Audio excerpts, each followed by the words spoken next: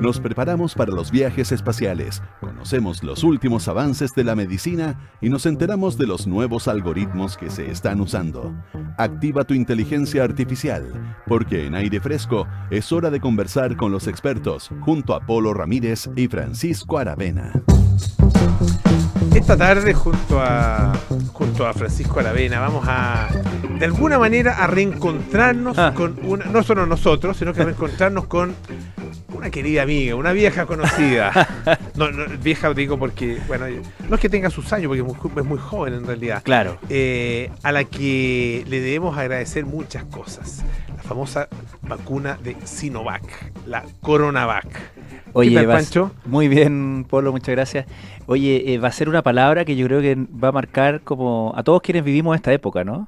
Unos, no sé, Sí, pues. 20, 30 años más, vamos a decir CoronaVac, y el que entienda, Claro, es como va a haber un guiño. Una marca generacional va a ser. Exactamente. Bueno, la CoronaVac, que fue esta vacuna que ocupó la mayoría de la población, está fabricada por la biofarmacéutica china Sinovac Biotech, en este esquema de vacunación que ya sabemos, ya fue elogiado, aplaudido por todo el mundo, motivo de orgullo, que nos inmunizó a cerca de 18 millones de habitantes en general. El esquema de vacunación, como decía, la CoronaVac fue la más ocupada.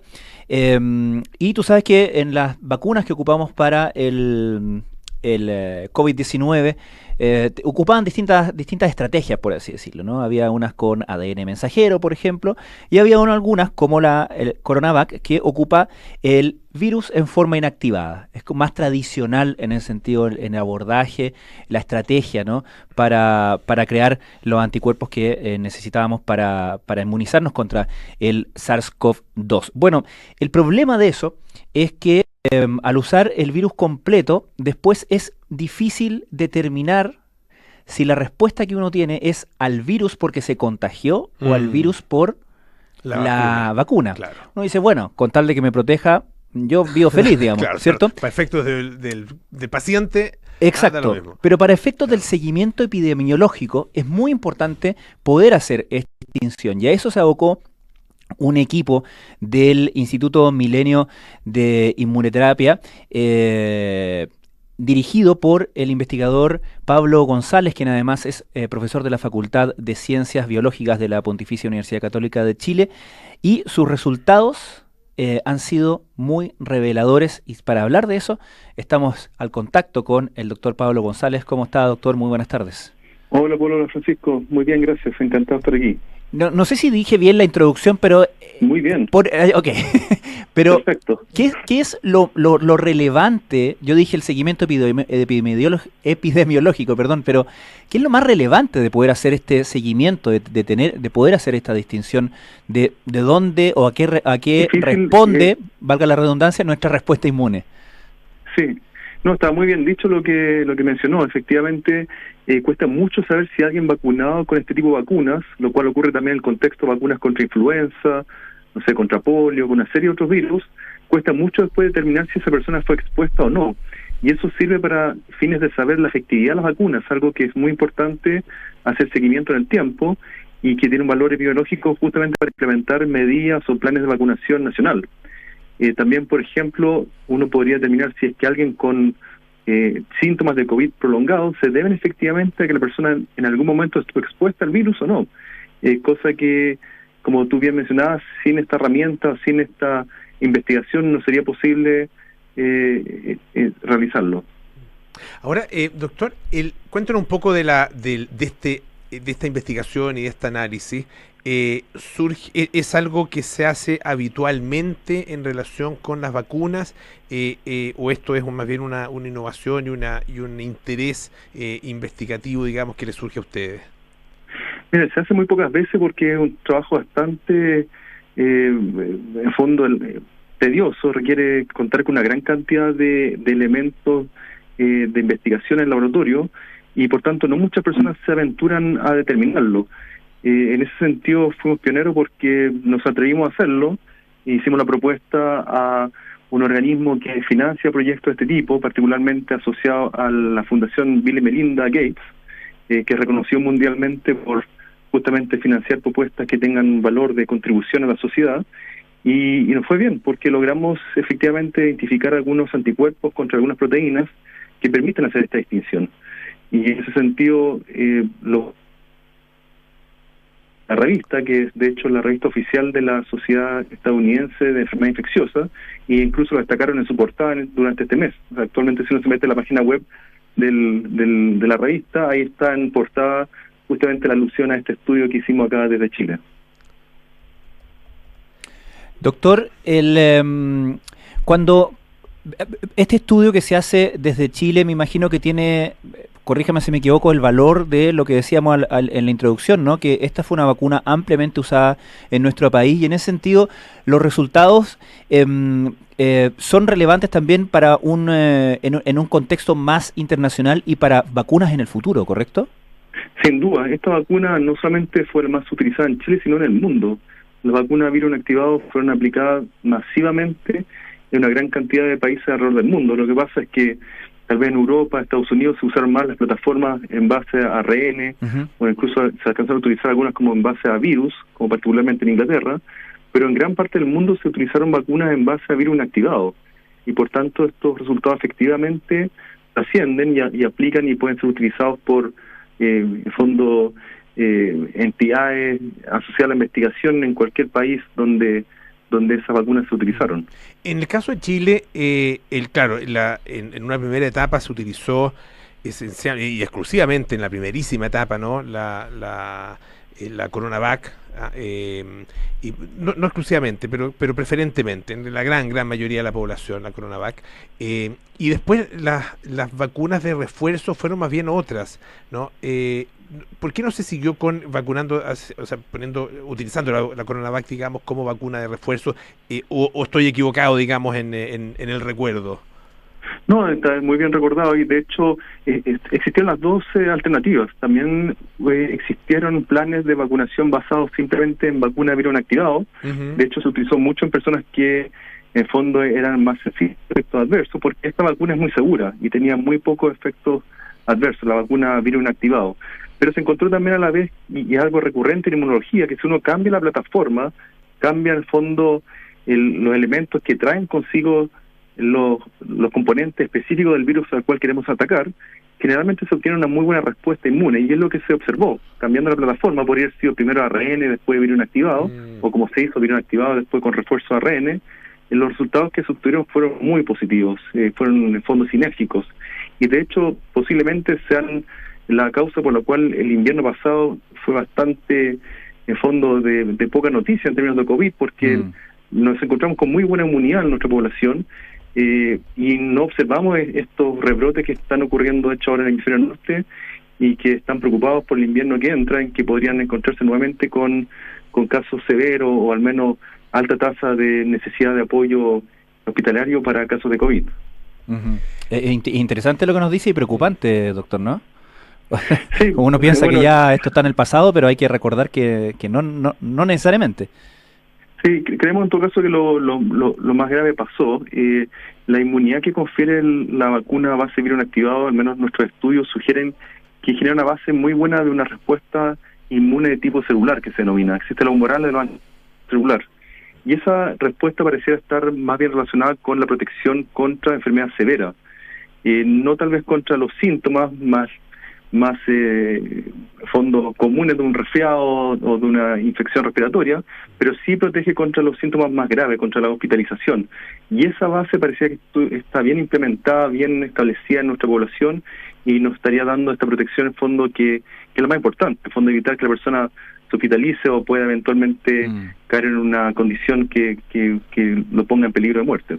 Estamos conversando con el doctor Pablo González, investigador del Instituto Milenio de Inmunología e Inmunoterapia, profesor de la Facultad de Ciencias Biológicas de la Pontificia Universidad Católica de Chile, a propósito de este estudio que justamente se hizo en ese instituto, y tiene que ver con la detección de los distintos efectos que tiene en el paciente, tanto la enfermedad del COVID-19, digamos, como la vacuna. Uno, al hacer esa distinción, y al saber, bueno, qué fue lo que actuó en definitiva? ¿Qué es lo que se manifestó? ¿Eso tiene implicancias para efectos digamos, de la pandemia, para efectos del tratamiento de los pacientes o para la propia vacuna? Para ambos, la verdad.